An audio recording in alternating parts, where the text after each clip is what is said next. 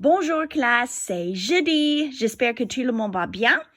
We are almost done, guys. We are super close. It's like there's a light at the end of the tunnel. We can see the finish line, and you've been great. I'm really proud of all of you, okay? Just a little bit more information, and then I'm going to be giving you an exam next week, okay? All right, so today, what you're going to do, this should actually be relatively simple, but this does go along with the future tense that we've been studying. So if you will, tournez à la page 457. All right, we are going to look at l'usage du futur dans les phrases avec si. Okay, now what this means is these are if-then clauses. We do it in English all the time. Okay, so for example, in English, if I said to you, if the weather is nice, I will go outside. Okay, that's an if-then clause. Now, what we're doing with an if-then clause is the if part is going to be in present tense and the then part is in future tense, okay? So you can see this here in some of these examples.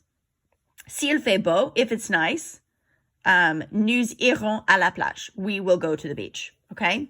Si j'ai de l'argent, if I have some money, je voyagerai cet été. I will travel this summer, okay? So first sentence in present tense, second sentence with the then clause is in future tense, okay?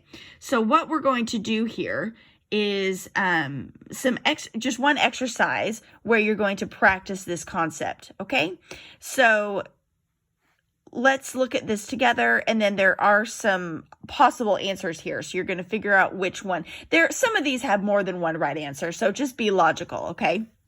So looking at the instructions, dites à vos camarades ce qui arriva s'ils font ou s'ils ne font pas certaines choses. Soyez logique, okay? So it's saying ask your friends what will happen if they do or if they don't do certain things. Be logical, okay? So numéro 1, si tu lis trop. All right, lis is the verb lire, to read. So if you read too much, so we have to think, if you read too much, what is the end result, okay? So if we go here to our options, I think the most logical would be, if you're up late, I guess you could say be tired tomorrow, but I'm going to use have a headache, okay?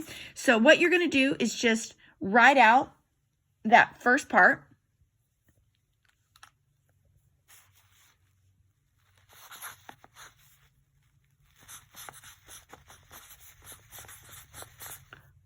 So if you read too much, the result we're going to say is you will have, okay? So if you can't remember how to say will have, I want you to go back right here, okay?